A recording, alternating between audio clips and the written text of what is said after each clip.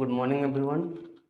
आज हम आइसोस्टेसी का अध्ययन करेंगे, यानी भू संतुलन का अध्ययन करेंगे। इस अध्ययन क्रम में हम सबसे पहले आइसोस्टेसी यानी भू संतुलन का परिचय का अध्ययन करेंगे, यानी कि भू संतुलन होता क्या है, यह किस प्रकार से काम करता है, इन चीज़ों का हम यहाँ पे अध्ययन करेंगे। उसके बाद हम देखेंगे भू संतुलन पर जो अलग अलग विद्वानों ने, साइंटिस्टों ने जो अपना अपना कंसेप्ट दिया है, यानी जो संकल्पनाएं दी है, उन संकल्पनाओं का हम अध्ययन करेंगे, जिनमें हम सबसे पहले प्राट का अध्ययन करेंगे, प्राट की संकल्पना का, फिर एरी की संकल्पना का, फिर कॉन्सेप्ट ऑफ हैफोर्ड एंड बॉवी का, उसके बाद हम जोली का कॉन्सेप्ट अध्ययन करेंगे, फिर एस्केनन का, उसके बाद आर्थर होम्स का। इन 6 कॉन्सेप्ट का अध्ययन करने के बाद हम कंक्लूजन के रूप में ये देखेंगे कि वर्तमान रूप में जो पृथ्वी पर भू संतुलन है वो किस प्रकार से कार्यरत है, मतलब वो किस प्रकार से काम करता है। जो हमारा आइसोस्टेसी यानी भू संतुलन है वो किस प्रकार से पृथ्वी पर काम करता है और संतुलन बनाए हुए है। तो आइए शुरू करते हैं। इंट्रो में हम ये देखेंगे, ये जो पर्वत ऊंचे होते हैं, फिर पठार उससे छोटे होते हैं, फिर मैदान उससे छोटे और समुद्र तो उससे नीचे होते हैं। यानी कुछ आकृतियां बड़ी है, कुछ उससे छोटी और कुछ तो नीचे धंसी हुई है। इतने अलग अलग आकृति होने के बाद, मतलब इनका जो शेप है इतना अलग अलग होने के बाद भी ये सारा चीज हमारे पृथ्वी पर किस प्रकार से संतुलन बनाए हुए हैं। पृथ्वी तो गोल है, इस पर तो कुछ तो संतुलन काम कर ही रहा होगा ना। इन आकृतियों के डिफरेंट होने के बाद भी वो जो संतुलन है वो किस प्रकार से बनी हुई है। ये आइसोस्टेसी जो शब्द है, यह शब्द आपका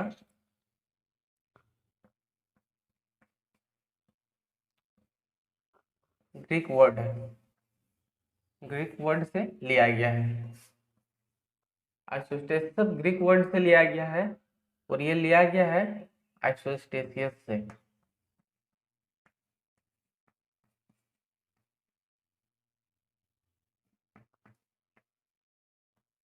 ये आई ये आइसोस्टेसियस वर्ड से लिया गया है, जिसका मतलब होता है समस्थिति। समय स्थिति, या फिर आप इस कह सकते हैं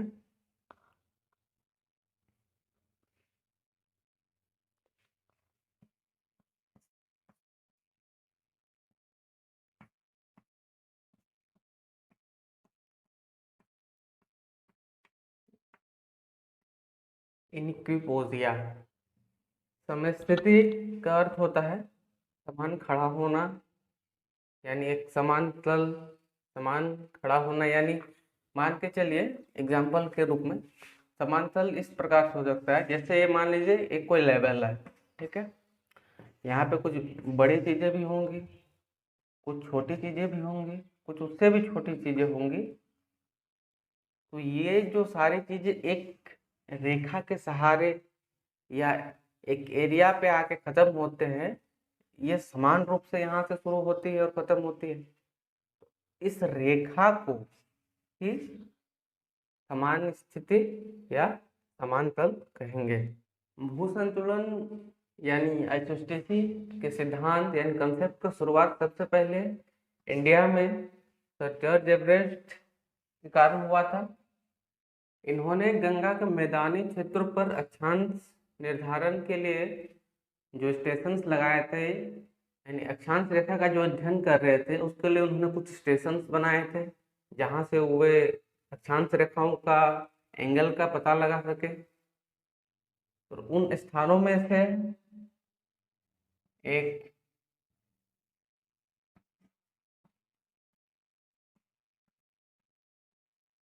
कल्याण, दूसरा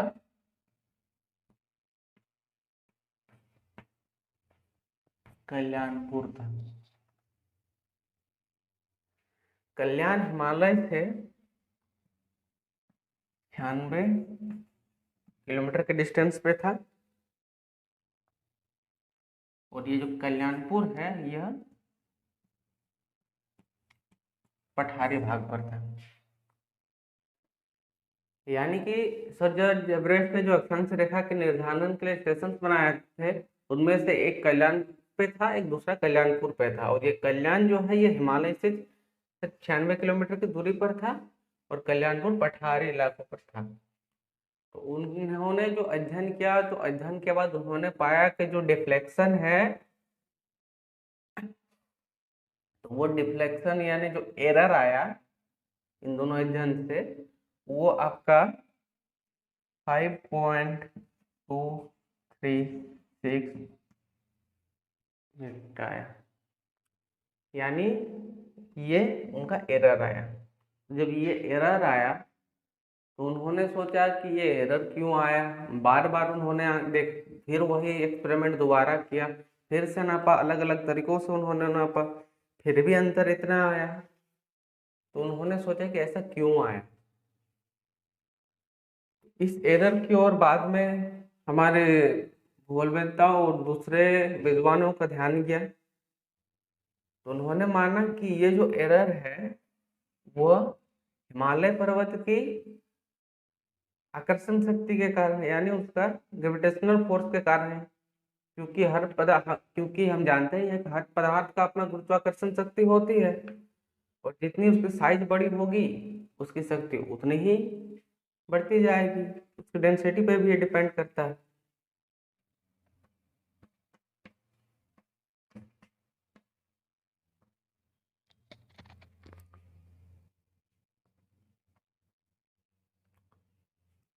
बाद में एरी ने जो पेंडुलम पर 5.236 मिनट का अंतर आया था, ये जो एरर आया था उसका कारण हिमालय की आकर्षण शक्ति को बताया। उन्होंने कहा कि पृथ्वी पर जो हिमालय खड़ा है उस हिमालय के सामने होने के कारण कल्याण और कल्याणपुर से दूर पर होने के कारण ये एरर आया।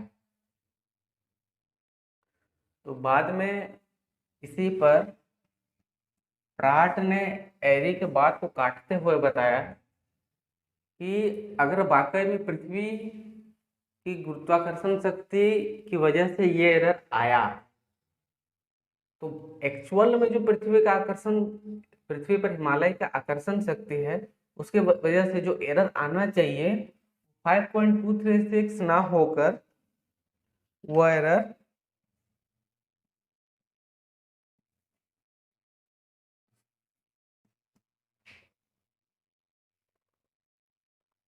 इतना होना चाहिए, यानी 15.885। यानी उन्होंने बताया कि जो एक्चुअल एरर होगा वो 5 पॉइंट इतना ना होकर इतना होगा। अगर इतना नहीं है तो इसके पीछे कोई कारण है, यानी कोई तो रीजन है। क्योंकि जो पृथ्वी पर हिमालय है, हिमालय का जो आकर्षण शक्ति है वो इतना है।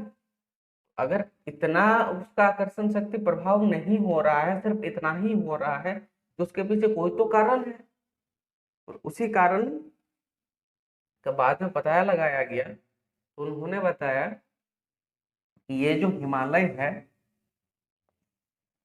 और ये जो कल्याणपुर है, तो हिमालय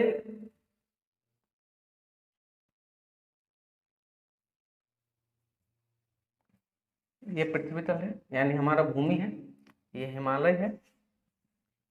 तो ये जो कल्याणपुर पे यहाँ पे जो ये 5.236 का डिफ्लेक्शन आया, तो ये डिफ्लेक्शन हिमालय के सिर्फ इस भाग के आकर्षण शक्ति के कारण आया।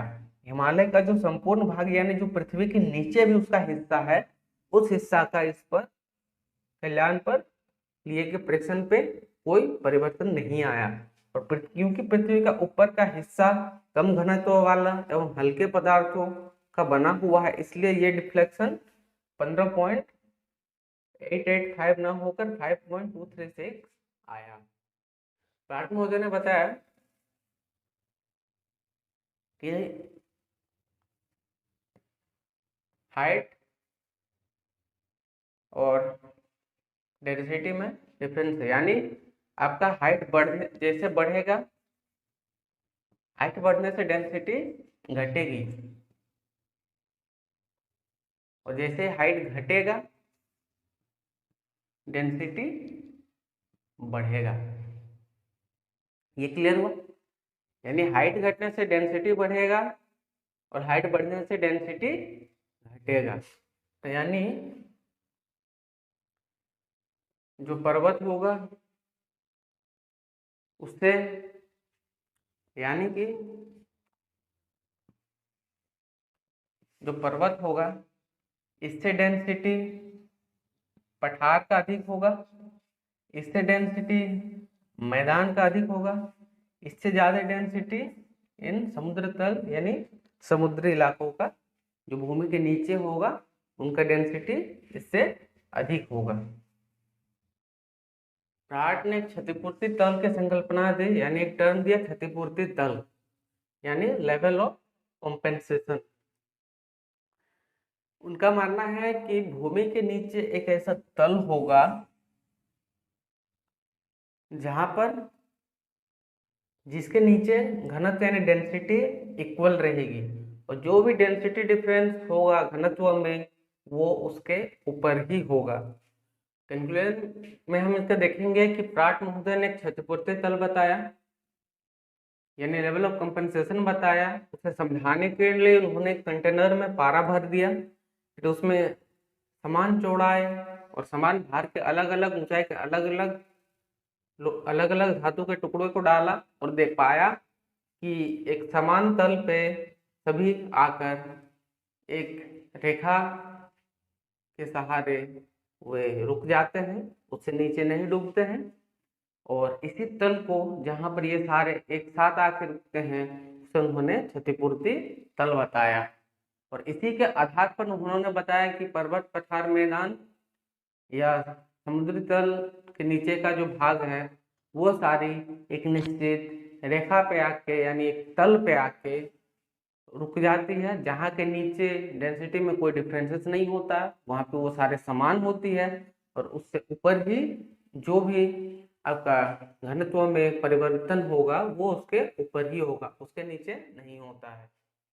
तो हम अब एरी की संकल्पना का अध्ययन करेंगे। एरी ने बताया कि जो सियाल की परत है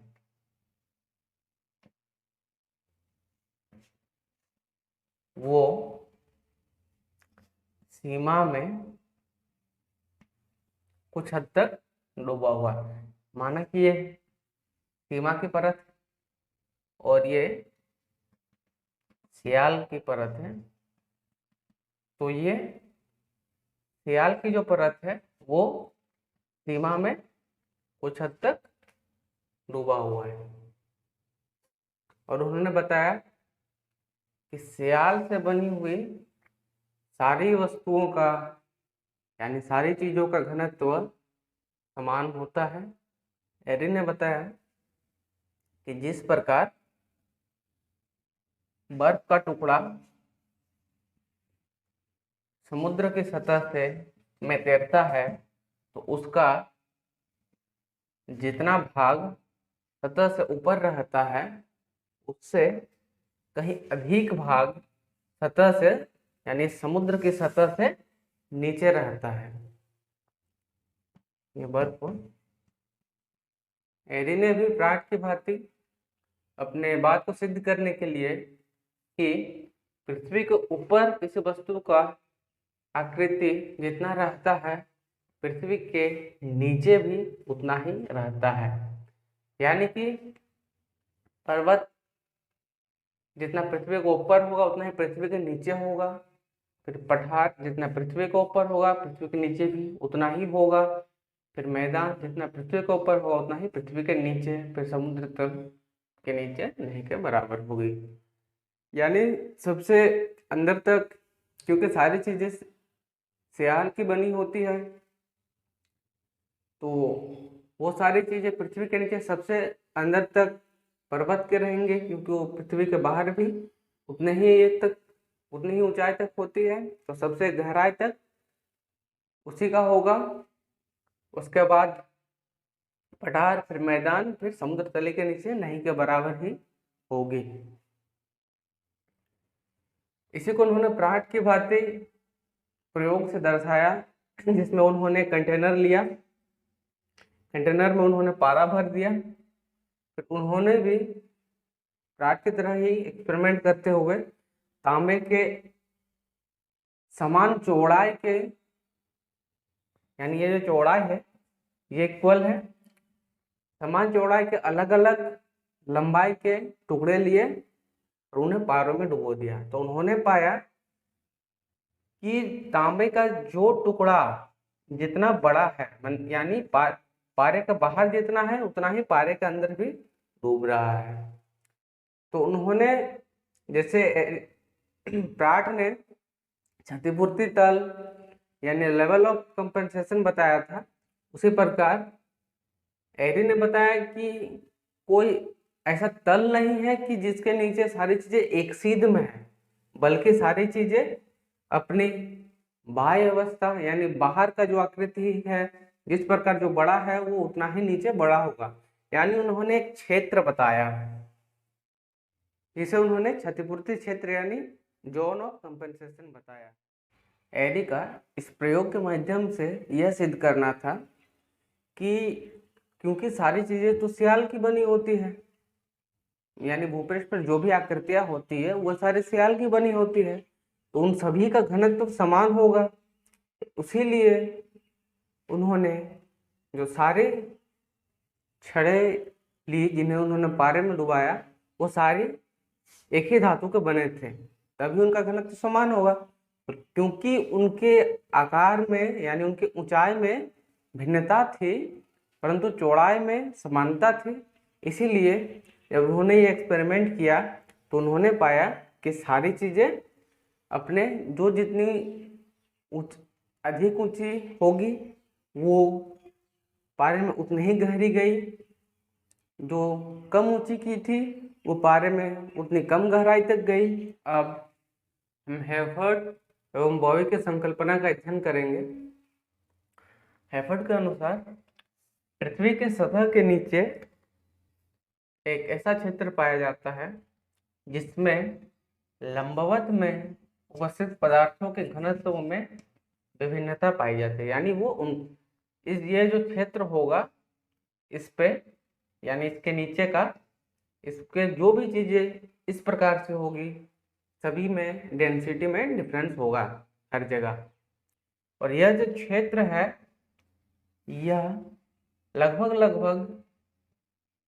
100 किलोमीटर का एरिया होगा, यानी भू सतह से 100 किलोमीटर की गहराई तक का क्षेत्र होगा, जिसमें अलग अलग जगह पे चीजों पे डेंसिटी अलग अलग होगी। और इसके नीचे जो भी पदार्थ होंगे यानी 100 किलोमीटर के नीचे, वो सारी चीजों में हर जगह एक इक्वल डेंसिटी होगी यानी समान घनत्व होगा। इसी आधार पर हेफर्ड ने भी एक क्षतिपूर्ति तल यानी लेवल ऑफ कंपनसेशन और समतोल तल यानी आइसोस्टेटिक लेवल के बारे में बताया है। इसे उन्होंने क्षतिपूर्ति तल या समतोल तल यानी आइसोस्टेटिक लेवल और लेवल ऑफ कंपनसेशन बताया। बॉवी ने भी घनत्व के स्वरूप में इसी प्रकार का विश्वास था उनका। बॉवी भी हेफर्ड की तरह ही डेंसिटी के प्रकार को मानते थे। उन्होंने अपने प्रयोग द्वारा बताया, उन्होंने प्रयोग किया, उन्होंने भी एक कंटेनर लिया जिसे उन्होंने भी पारे से भर दिया। उसका उन्होंने अलग अलग धातुओं के 8 टुकड़े लिए, उनकी चौड़ाई और लंबाई में इस प्रकार का रेशियो रखा कि उनका द्रव्यमान समान रहे। उसके बाद उन्होंने उसे पारे में डुबाया तो उन्होंने पाया कि सारे धातु के टुकड़े एक निश्चित तल पे आके रुक जाते हैं, एक समान तल पे रुकते हैं, और इस तल को उन्होंने क्षतिपूर्ति तल की संज्ञा दी, यानी क्षतिपूर्ति तल कहा, यानी लेवल ऑफ कंपनसेशन कहा। इस एरिया को उसने 96 टू 112 किलोमीटर का बताया। बाद में ये बताया गया कि इतनी अधिक गहराई पर कोई भी चीज ठोस अवस्था में नहीं रह सकती, क्योंकि इतनी गहराई पर बहुत अधिक तापमान होता है। इस वजह से यह नहीं माना जा सकता कि इतनी गहराई पर कोई भी चीजें ठोस होगी, उस गहराई पर ये सारी चीजें द्रव अवस्था में होगी। इसीलिए यह कहा नहीं जा सकता कि ये क्षतिपूर्ति तल उतनी गहराई तक होगी। यहाँ बोवी का जो उद्देश्य था वो स्पष्ट करना था कि कम घनत्व वाले पदार्थ ऊपर रहेंगे, यानी अधिक ऊंचाई तक रहेंगे, और जो अधिक घनत्व वाले पदार्थ होंगे वो, यहाँ देखिए ये भूसतह हुआ, यानी भूमि का जो हमारा तल है वो हुआ, ये आपका क्षतिपूर्ति तल हुआ। अब यहाँ से उनका, बोवी का मानना था कि जिन चीजों का घनत्व कम होगा वो अधिक ऊंचाई तक रहेंगे, और जिनका घनत्व इससे ज्यादा होगा वो इससे कम ऊंचाई तक रहेंगे, जिनका उससे और अधिक घनत्व होगा वो उससे कम ऊंचाई तक रहेंगे, और जिनका उससे और अधिक घनत्व होगा वो यहाँ पर या फिर इस प्रकार से रहेंगे। तो यानी उनका कहना था कि जो पर्वत होंगे वो सबसे ऊंचे होंगे, उनका घनत्व सबसे कम होगा, पठार का घनत्व उससे अधिक होगा, वो उससे कम ऊंचाई के होंगे, जो मैदानी इलाका होगा उसका घनत्व उससे अधिक होगा, और ये समुद्र तल या उससे नीचे का घनत्व अधिक होगा। अब हम पढ़ेंगे जोली की संकल्पना, यानी जोली के विद्वान थे, उन्होंने अपना कंसेप्ट दिया भू संतुलन पर, उनका कंसेप्ट को अभी हम देखेंगे। जोली ने जो अपना कंसेप्ट दिया वो हर्फर्ड और बोवी के कंसेप्ट से थोड़े भिन्न है। वो नहीं मानते थे, जैसे जोली और बोवी ने माना, कि एक क्षतिपूर्ति तल होता है जिसके ऊपर के पदार्थों में यानी क्षेत्रों में डेंसिटी यानी घनत्व में बदलाव होता है। ये उन्होंने माना कि एक क्षतिपूर्ति क्षेत्र होती है जिसकी चौड़ा लंबाई, यानी वह क्षेत्र 16 किलोमीटर लंबा होता है ऊपर से नीचे की ओर, जिस पे पृथ्वी सतह पर जो भाग अधिक ऊपर उठे होंगे वह इसी 16 किलोमीटर में थोड़ी अधिक गहराई तक धंसे होंगे, यानी जो भाग अधिक ऊपर होगा वह इसी जो 16 किलोमीटर का क्षेत्र है उस पे अधिक धंसे होंगे, यानी पर्वत अधिक धंसे होंगे, जो पठार है वो उससे कम में होंगे, जो मैदान है मैदान उससे और कम में होंगे, और जो समुद्र तली का इलाका है वहाँ नहीं के बराबर होंगे।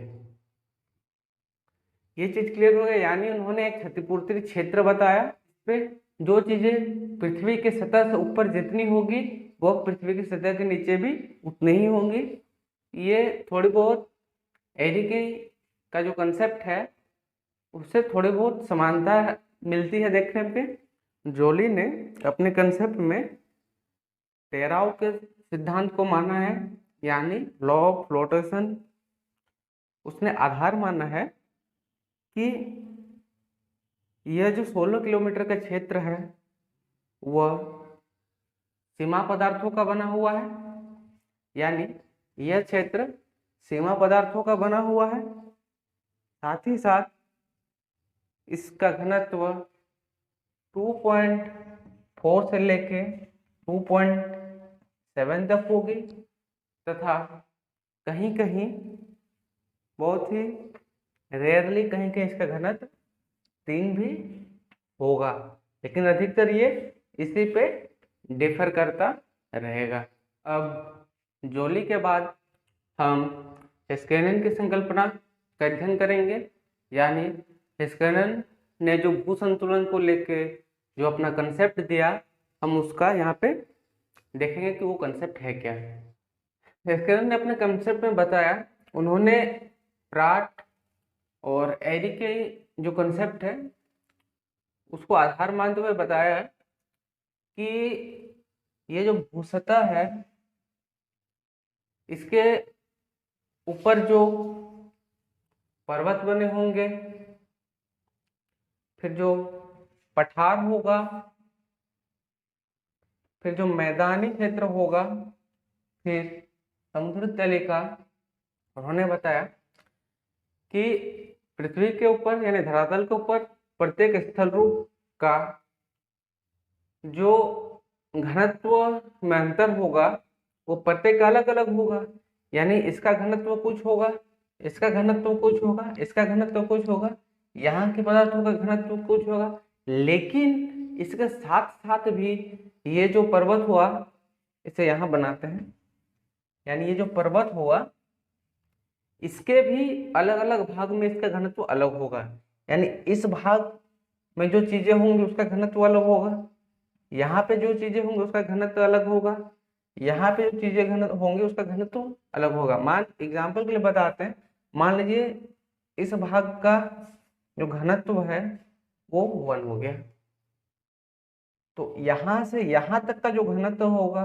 वो 2 होगा, तो यहाँ से यहाँ तक का घनत्व जो होगा वो 3 होगा, यानी इसका घनत्व अलग, इसका घनत्व अलग, इसका घनत्व, इसका घनत्व अलग तो होगा ही, साथ ही साथ इस भाग का जो घनत्व होगा वो भी खुद में भी प्रत्येक भाग का हर स्टेप पे यानी ऊंचाई के साथ साथ उसमें अलग यानी बदलाव आता रहेगा, यानी ऊंचे भाग का कुछ होगा, उसके नीचे भाग का कुछ और घनत्व होगा, उसके नीचे भाग का कुछ और घनत्व होगा। अब हम हेस्केनन के बाद आर्थर होम्स की संकल्पना का अध्ययन यानी आर्थर होम्स के कंसेप्ट का अध्ययन करेंगे कि यानी उन्होंने भूसंतुलन को लेकर अपना क्या विचार प्रस्तुत किया है, अपना जो कॉन्सेप्ट दिया है, हम उनको यहाँ पे देखेंगे। आर्थर होम्स ने 1940 के आसपास अपना कंसेप्ट दिया था, उन्होंने अपने विचार दिए थे। आर्थर होम्स के जो विचार थे वह एडी का ही विचारों का संशोधित रूप है, परंतु यह प्राट से भी, लेकिन जॉली के जो कंसेप्ट था उसको आगे बढ़ाता हुआ प्रतीत होता है, मतलब दिखता है कि वो जॉली का जो कंसेप्ट है उसी को वो उन्होंने आगे बढ़ाया है। आर्थर होम्स ने स्पष्ट किया कि जो भाग जितना ऊंचा होगा वह धरती के नीचे उतना ही जटिल और गहराई तक होगा, जो उससे कम नीचा होगा वो धरती पर उसे कम गहराई तक उतना कम जटिल होगा, फिर इसी तरह क्रमशः ये चलता रहेगा। इसी आधार पर उन्होंने जो सियाल पर्वत की चौड़ाई है उसे जो पर्वतीय भाग पर है उसके नीचे 40 किलोमीटर तक बताई, यानी ये 40 किलोमीटर तक बताई। फिर जो पठारी भाग के नीचे सियाल पर्वत की चौड़ाई उन्होंने इसके आधी लगभग 20 किलोमीटर के आसपास बताए। फिर मैदानी भागों में जो सियाल की परत है उन्होंने इसे उससे भी आधी यानी 8 से 10-12 किलोमीटर तक बताई। उसके बाद उन्होंने सियाल परत की चौड़ाई समुद्री तली के नीचे ना के बराबर बताई। भूतल पर संतुलन बनाए रखने के लिए ही सियाल के कम घनत्व वाले पर्वतीय भाग का पदार्थ सीमा पर अधिक गहराई तक धंसे होते हैं, जो यहाँ के अधिक घनत्व वाले पदार्थों को किनारे, मैदानी भाग, सागर तलों की ओर यानी धकेल देते हैं। यानी वहाँ कम गहराई पे भी आपका जो घनत्व है जो बढ़ जाता है। यह भूमि को संतुलित किए रखने की एक प्रक्रिया उन्होंने बताई आर्थर होम्स महोदय ने। आर्थर होम्स ने स्पष्ट किया कि किसी स्थानीय विशेष पर यानी किसी प्रॉपर एरिया में भूसंतुलन की स्थिति एक समय तक ही हो सकती है। उसके बाद यह किसी बाह्य यानी भूकंप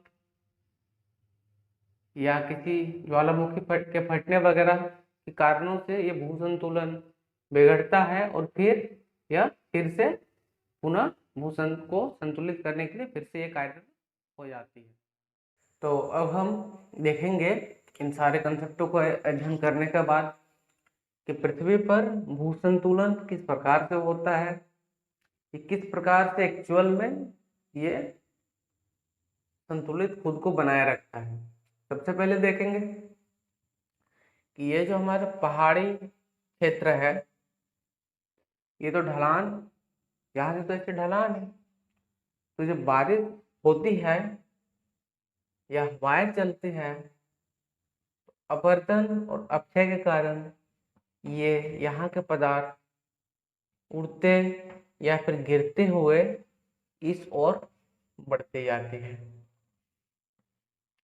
यानी वो पठार से होते हुए, ढलान से होते हुए, ये आपका समुद्र है, ये समुद्र तल है, यानी यहाँ पे आके इस क्रम में आके इधर जमा होते जाते हैं। जब ये यहाँ से उतर के टुकड़े इधर आते हैं तो यहाँ पे दबाव बनता है नीचे की ओर। ये दबाव सियाल से होते हुए, ये सियाल की पूरा एरिया है, ये सीमा का है, ये उन दोनों के बीच का जो एक क्षेत्र होता है, ये एक अपवादित क्षेत्र है। ये जो दबाव है वो दबाव बढ़ते हुए यहाँ पड़ता है, अपने आसपास के क्षेत्रों पर पड़ता है। यानी सारी चीजें बहते लुढ़कते हुए यहाँ आ रही, तो यहाँ पे भार हो जाती है, जिसकी वजह से नीचे की ओर दबाव बढ़ता है। और जैसा कि हम जानते हैं किसी भी चीज का दबाव इस प्रकार से किसी चीज पर पड़ेगा तो यहाँ के जो पदार्थ होंगे वो इन पदार्थों को इस तरह से खिसकाता है। चलिए यहाँ इसे इस तरह से समझते हैं। मान लेते हैं ये कोई बालू की सतह है जिसपे आपने एक पत्थर लिया, इसे यहाँ पे फेंक दिया। तो जैसे ये पत्थर बालू की सतह पर पड़ा तो आप देखेंगे कि बालू में इस प्रकार की आकृति बन जाती है। यानी जहां पे ये पत्थर गिरता है वहां एक गड्ढा जैसा हो जाता है, इस तरह गड्ढे की तरह हो जाता है, और यहाँ पे ये पत्थर उसके किनारे किनारे कभा उठ जाता है। यानी कि ये जो बालू यहाँ पे पड़ा, जो फोर्स यहाँ पे पत्थर पड़ा, जो फोर्स पड़ा वो अपने किनारे के चीजों को अपनी जगह से हटाती है भार की वजह से। और वो जो किनारा, क्योंकि इधर भी चीजें सारे पैक्ड है, तो वो कहाँ कोशिश करेगा बाहर, क्योंकि इधर तो खाली है, तो वो इधर से उभरने का कोशिश करता है। तो यहाँ पे ये गुम्बद जैसा उसके किनारे किनारे बन जाता है। वही यहाँ पे कार्य होता है। जब यहाँ से चीजें लुढ़कती हुई इधर आती है, यहाँ पे भार बनता है, जिसके दबाव के कारण अपने आसपास पर दबाव फैलाता है, और ये से यहाँ का हिस्सा और दबाव के कारण ये ऊपर की ओर बढ़ती है। इसी कारण हम बोलते हैं कि ये पहाड़ बढ़ रहा है, यह अभी अपने पूर्ण अवस्था को नहीं पहुंचा है। हमारा हिमालय पर्वत भी धीरे धीरे कि उसकी ऊंचाई बढ़ रही है। वास्तव में देखा जाए तो एक ओर से वो घट भी रही है, लेकिन दूसरी ओर से वो बढ़ भी रही है। इस प्रकार से हम कह सकते हैं कि पृथ्वी अपना संतुलन बनाए हुए है। यह क्रम कि एक ओर से घटना फिर दूसरी ओर बढ़ना बहुत ही धीमा क्रम होता है, जिसका हमें उतनी आसानी से पता नहीं चलता। लेकिन अगर हम कई सालों तक इसको नज़र देते रहेंगे इस पर, तो हमें यह पता चल जाता है कि हाँ, ये पहाड़ बढ़ रहा है, इसकी ऊंचाई बढ़ रही है। एग्जाम्पल के रूप में आप हिमालय पर्वत को ही देख लीजिए, उसकी ऊंचाई लगातार हर साल कुछ न कुछ बढ़ ही जाती है, और वह धीरे धीरे बढ़ ही रहा है, और माना जाता है तो वह अभी और भी बढ़ेगा। तो वो किस प्रकार से बढ़ रहा है वो भी आपको समझ में यहाँ से आ सकता है। उम्मीद है आप सबको ये समझ में आ गया होगा कि भू संतुलन किसे कहते हैं, भू संतुलन किस प्रकार से होता है, और अलग अलग विद्वानों ने भू संतुलन का जो कंसेप्ट दिया है वो किस प्रकार से दिया है, उनके आधार पर भूमि का संतुलन किस प्रकार से बना रहता है। उम्मीद है ये सारी बातें आपको क्लियर हो गई होगी।